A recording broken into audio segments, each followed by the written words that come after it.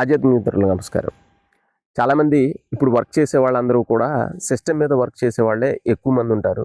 IT employees కానీ ఎవరైనా కానీ సిస్టమ్ మీద వర్క్ చేయొచ్చు, లేకపోతే షాప్లో కూర్చునేవాళ్ళు కూడా. కూర్చునేటువంటి పోస్చర్ అనేది కరెక్ట్గా లేకపోవడం వల్ల ఎక్కువ ప్రాబ్లమ్స్ వస్తాయి.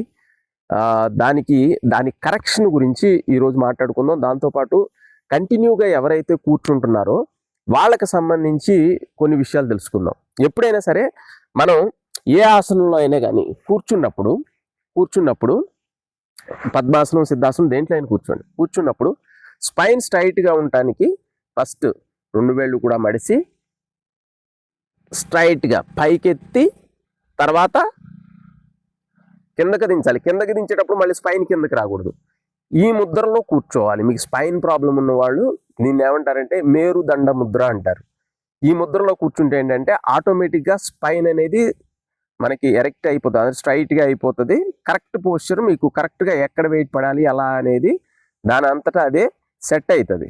కాబట్టి ఈ ముద్రలో మీరు కూర్చున్నట్టయితే మీకు స్పైన్కి సంబంధించినటువంటి ప్రాబ్లమ్స్ అన్నీ కూడా సాల్వ్ అవుతాయి. స్పైన్ అనేది స్ట్రైట్ అవుతుంది.